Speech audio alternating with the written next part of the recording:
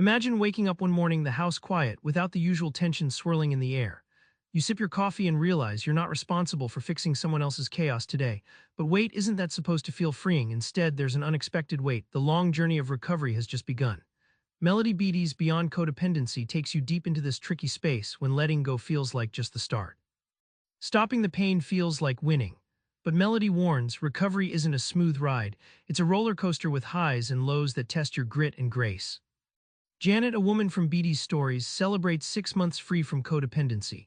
But at a family dinner, old habits pull her back in. She starts micromanaging her brother's drinking. Her slip feels like drowning, but it sparks the real work of facing relapse without shame. Beattie compares recovery to surfing a wild ocean. You can't control the waves, but you can learn to balance.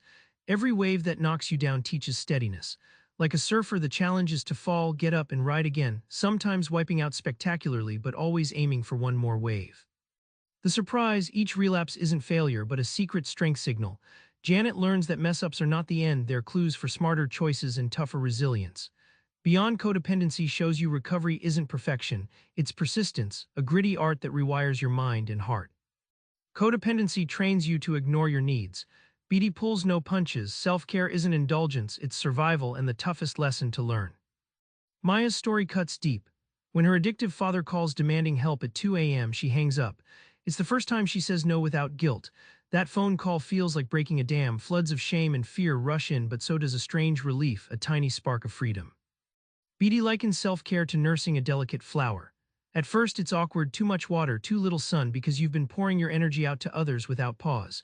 But with patience, tending your needs grows resilience, blooms confidence, and creates space for others without draining you.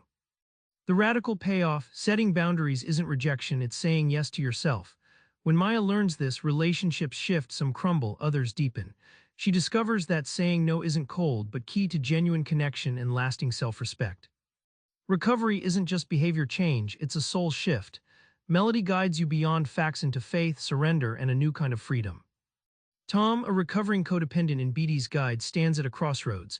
After years of micromanaging his wife's addiction, he finally says, "I don't know what happens next." That admission feels like stepping off a cliff, but it opens a door to peace he never imagined possible. Beattie describes spirituality as the ultimate surrender, like a bird letting itself be carried by the wind, rather than flapping fiercely against the storm. It's releasing the illusion that you must control everything and instead resting in the flow of life's mystery. The payoff here is striking. Real freedom doesn't come from fixing others, but from trusting the process, not perfect, not linear, but deeply alive.